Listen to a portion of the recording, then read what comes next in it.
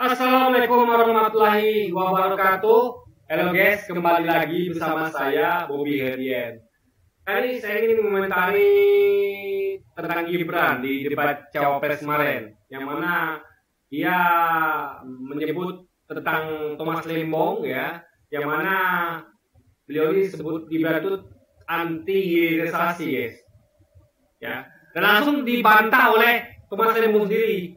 Jadi Thomas Lembong mengatakan bahwa di salah satu TV swasta ya, itu bahwa justru hilirisasi itu ada di dalam visi misinya pasangan 01, yaitu tim Amin gitu, Anies Amin, ada hilirisasi. Dan itu juga saya juga dukung hilirisasi. Cuma masalahnya hilirisasi yang bagaimana dulu. Yang dimasalahkan itu adalah hilirisasi yang ugal-ugalan.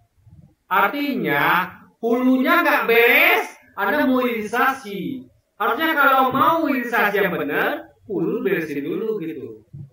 Ngerti nggak? Misal gini, saya kasih contoh ya. Anda tahu sungai. Sungai, hulunya banyak sampah. Hulunya banyak sampah. Ya, tercemar oleh sampah. Kayu-kayu, pohon-pohon yang ditebang ilegal. Udah tercemar lah hulu sungai itu. Lalu Anda mau hilirisasi? Enggak begitu caranya. Sungainya itu dibersihkan dulu hulunya. Udah diangkat semua sampah-sampahnya, udah ditanam kembali pohonnya, udah jernih airnya, udah bagus, baru dihilirisasi. Bukan sungai kotor itu dibikin hilirnya.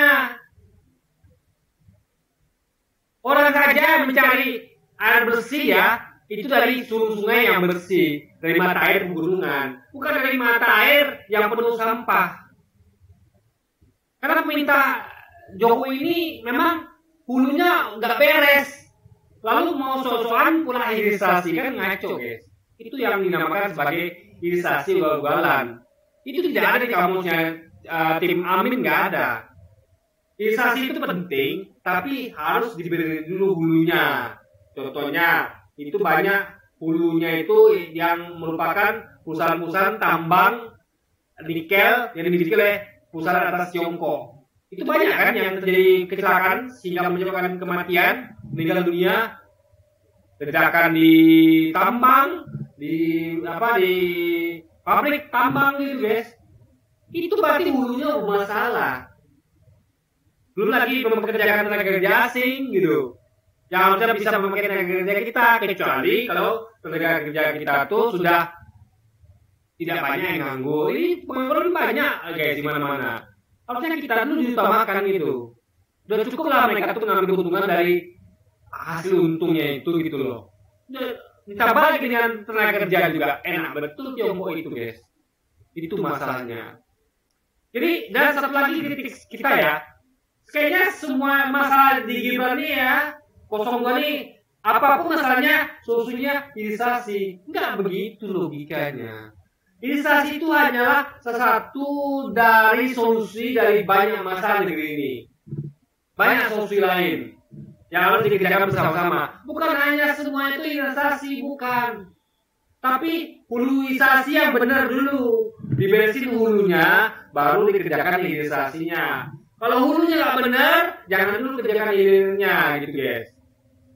Juga masalah lain, pemerataan pembangunan, pemerataan ekonomi, pemerataan keadilan, itu juga solusi. Ini semuanya itu bukan hilirisasi. Hilirisasi hanya merupakan satu dari sekian banyak solusi yang harus dikerjakan secara berbarengan gitu guys, dan bersama-sama gitu. Jadi bukan semua masalah itu solusinya hilirisasi, bukan. Jadi Anda nggak punya ide, tuh nggak punya kreativitas gitu. Kok taunya cuma hilirisasi semuanya? Nggak begitu gitu loh. Dan nggak semua juga harus dihilirisasi, nggak semua juga. Contoh kayak ganja. Apakah ganja mau dihilirisasi? Kan enggak juga. Atau narkoba.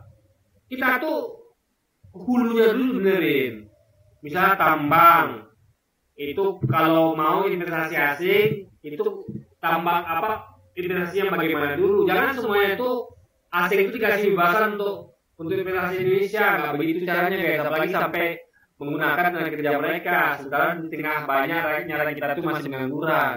Itu tidak adil namanya.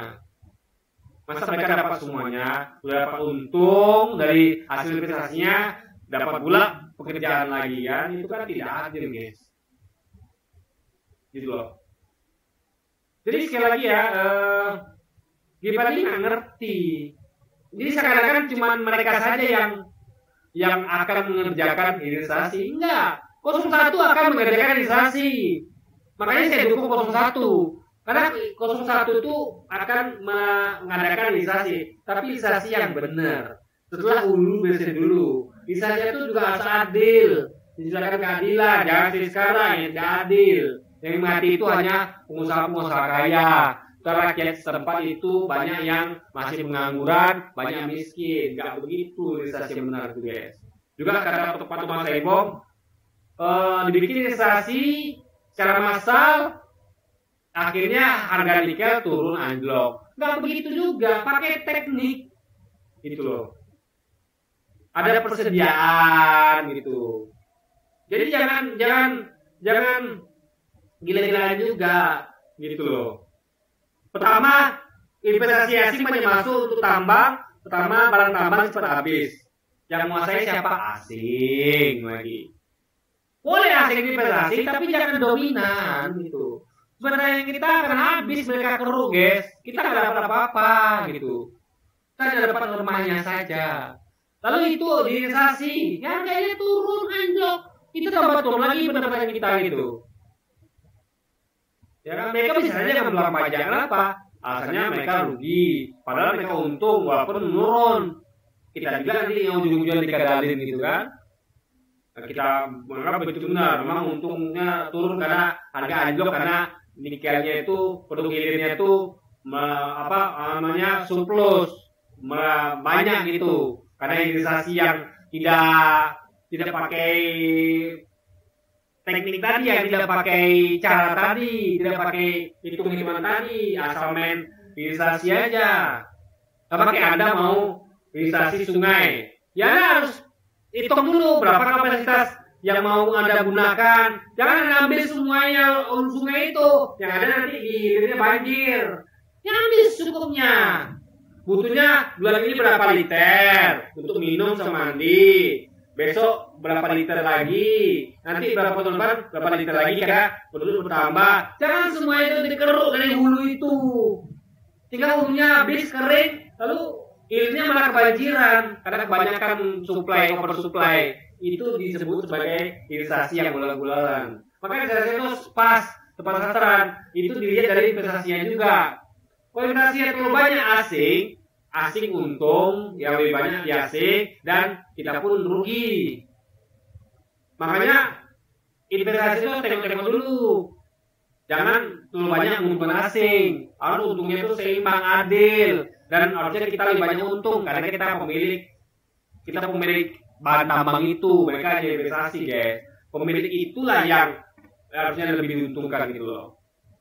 Oke, jadi yang kita sayangkan dari 02 adalah hilirisasi yang ugal-ugalan.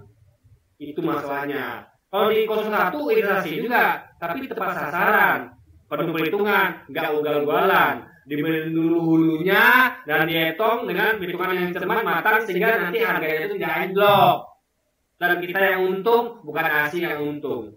Oke, jadi mungkin sekian dulu aja video kita kali ini, dan sampai jumpa lagi di video selanjutnya. Wassalamualaikum warahmatullahi wabarakatuh guys.